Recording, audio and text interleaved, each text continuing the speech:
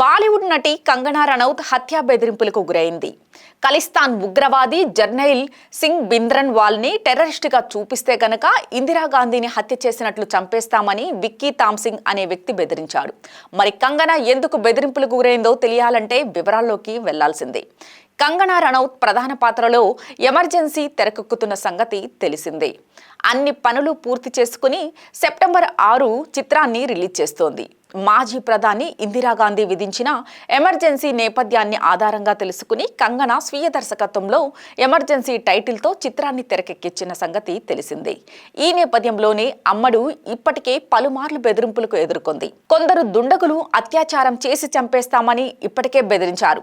తాజాగా cinema release నేపథ్యంలో Vicky Thomas Singh అనే ఓ వ్యక్తి ఓ వీడియోలో మాట్లాడుతూ ఈ బెదిరింపులకు పాల్పడ్డాడు. మాజీ ప్రధాని ఇందిరాగాంధీ హత్యా ఉదాంతాన్ని గుర్తు చేశాడు. ఈ సినిమాలో అతన్ని ఖలిస్తాన్ ఉగ్రవాది జర్నైల్ సింగ్ భింద్రన్వాల్ ని ఉగ్రవాదిగా చూపిస్తే మీరు ఎవరి గురించి సినిమా తీస్తున్నారో ఆ వ్యక్తికి ఏం జరిగిందో గుర్తుంచుకోండి.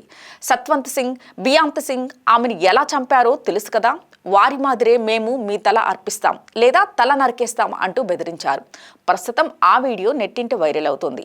పంజాబ్లో వేర్పాటువాదం చేసుకున్న వారిలో భింద్రన్వాలే ఒకరు అన్నది తెలిసింది. వారు మాట్లాడిన వీడియోను మహారాష్ట్ర, పంజాబ్ పోలీసులకు ట్యాగ్ చేస్తూ కంగనా షేర్ చేసింది. అయితే ఈ వీడియోపై నెటిజన్లు బగ్గుమన్నారు.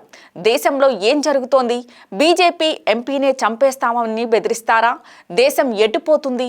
బెదిరించిన వాడిని అలా ఎలా వదిలేస్తున్నారు? ఓ గొప్ప కథని తెరపైకి ఆవిష్కరిస్తే బెదిరిస్తాడా? అలాంటి వారిని పట్టుకుని ఉరితీయాలంటూ ఆగ్రహం వ్యక్తం చేస్తున్నారు.